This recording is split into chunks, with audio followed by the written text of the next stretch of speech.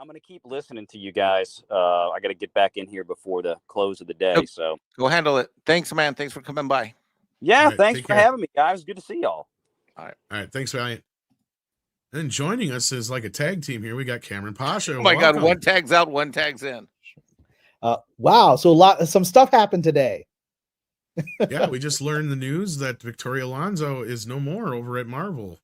Well, first of all, I've been away from this channel for a very long time, so I want to thank you, Tom, for bringing me back. It's always great to see you, Mike. I think I've just missed Valiant, who's who's making a lot of interesting comments before we left. So I hope he's well. But yeah, no, thank you for bringing me on. I'm in the middle of working here, but when I saw this, I was like, I definitely felt like I wanted to come in and speak about it. But yeah, this is bigger news than I think a lot of people realize. I think the people in the industry are shocked by this. I'm not shocked, but I think the people in the industry are quite shocked that Ms. Alonso's been let go, and she's been let go. She didn't willingly leave. Yeah. So like we didn't get any real information from the news report. But all we can do right now is kind of speculate as to what is behind this. But I mean, the most obvious reasons would be the last few Marvel movies have tanked. Let's be real. That and Ant-Man was a huge, like that movie's going to cost them money. Not just tank, it's going to cost them money. Yeah, you can argue Doctor Strange didn't do well, but it almost made $1 billion. Wakanda Forever definitely underperformed. You could argue maybe it kind of saw a profit, but there's no way you can argue Ant-Man saw any kind of profit. You know, like, well, I mean, I'd still make an argument for Thor making a profit at this point too, but yeah. Well, I think you're absolutely right, Tom. I think that's 50% of the context. I think that's absolutely right. I think the other 50% is that there's a broader thing happening here, which I've been saying for some time. Whether he wanted to or not, Bob Iger is executing Bob Chapek's plan, which was to start streaming down a lot of the nonsense in this company. And and I know it's one of the things I've talked a lot about on my Patreon. I know it's very, very difficult after what we've endured for a decade to accept that change could be coming. After the many false starts, manipulations, machinations, particularly Lucasfilm, but now we're talking about Marvel. But even there, I think a lot of hopes have been dashed. But ever since, and my hopes got really shaken when Bob Chapek was let go in the very shifty manner he was let go, right? And I thought, okay, well, maybe Iger's coming back in to restore things. But then I quickly, within 24 hours, I started seeing him essentially following Chapek's plan in the very first talk he did to the employees when he came back. He was just saying all the things that Chapek had been saying, which is that we need to, we can be right politically, but we need to be aware that our audience, where they are, blah, blah, blah. So I said, oh, he's changing his tone, right? And then we had this incredible announcement of the freezes, which I actually was able to scoop, that there was going to be a hiring freeze. And then finally, early this year, he came out with his plan that he was going to let 7,000 employees go. And then shortly thereafter, the first employees that we saw, at least publicly we heard were being let go, were the people that were supposed to be untouchable, which were the DEI HR people who were putting out on their LinkedIns and publicly saying we've been let go. And we're the first people to be let go. Hey, Andre, good to see you. Hey, Kamran, I'm so glad you're here. I had to pop back in because I popped out, but I'm back here now since you are here. So I just have to say to everyone again, the first thing I said when this broke up was #Kamran was right.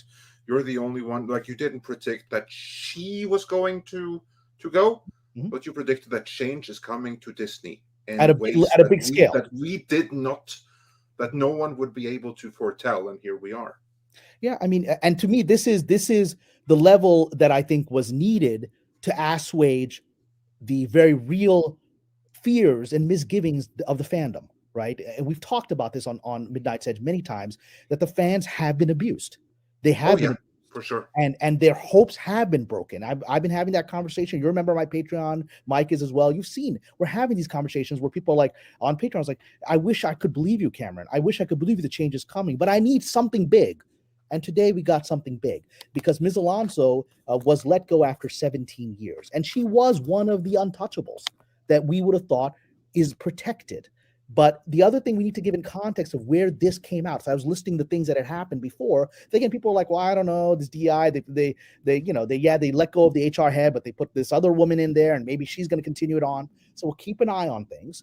And now yesterday on Business Insider, which is a prominent business website, news website, they had a report. I put it out on my Patreon. People should go to subscribe to Business Insider to read it. They had a report that they put that out yesterday, that more firings were coming, that essentially Iger had told department heads, this is coming from Business Insider yesterday, that he wanted a list of 4,000 people on his desk, not literally on his desk, but within the system by the beginning of April, of 4,000 people to be let go, and they had to identify them. That was yesterday, right? And then today, Ms. Alonso is out, right? And so there will be still some hiccups. There's going to be still like, is that person still there? I don't know about this. I don't know about this thing. I think there's still, but the reality is there has been a monumental shift within 3 months at Disney. Since the beginning of this year, there's been a monumental shift. And Ms. Alonso, I mean, I had, actually said, if you go back, I'd actually predicted she was in trouble with Chapek back last year, right? When she had put out some of her comments very publicly that Chapek was wrong about his opposition to getting involved in Florida politics and things like that. And I said, that's a mistake on her part. Well, she survived that. She survived longer than I thought she could. But she couldn't survive this and I thought Ms. Alonso and others of her ilk, of that untouchable status within the system, thought that when Mr. Iger was coming back, they were finally safe. Well, it looks like Mr. Iger, whether he wanted to or not, whether he likes it or not, he has to answer to Nelson Peltz and these shareholders, and he's going to give them severed heads, and he's begun.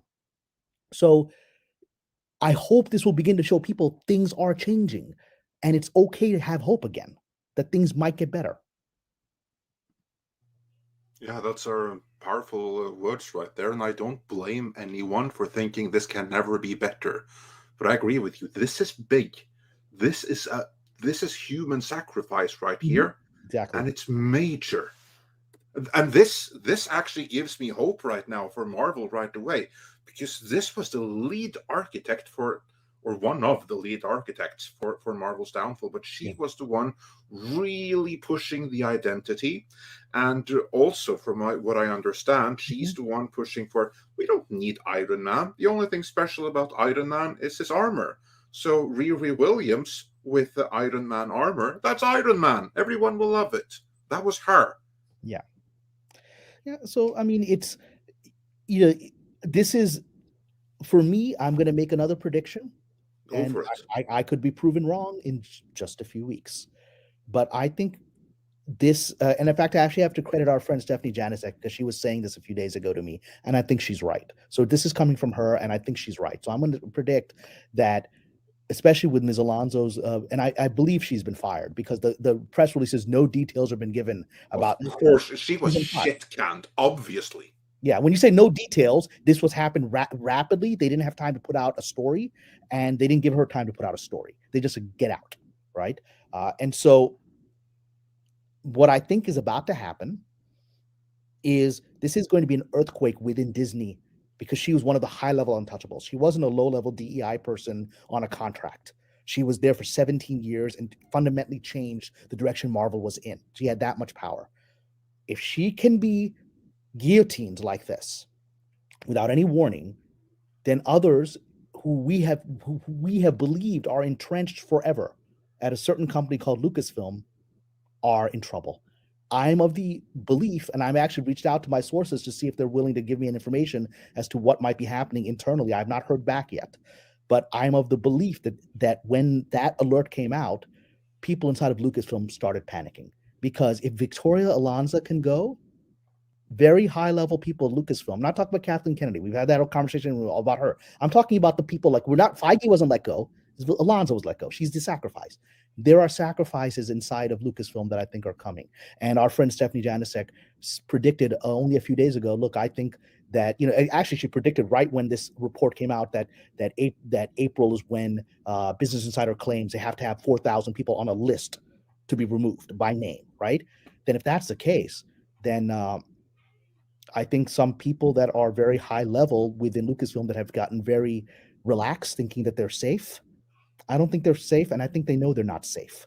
So I think we may see Ms. Janicek's prediction come true in the next few days. We may start hearing about people within the story group and others that people have said are utterly invincible. They're never going to leave. Even if Kathleen Kennedy leaves, they'll still be there to screw things up. Well, someone a lot more powerful than some story group member inside of the Disney power structure has been let go in a very cruel and straightforward way. I don't think they're safe.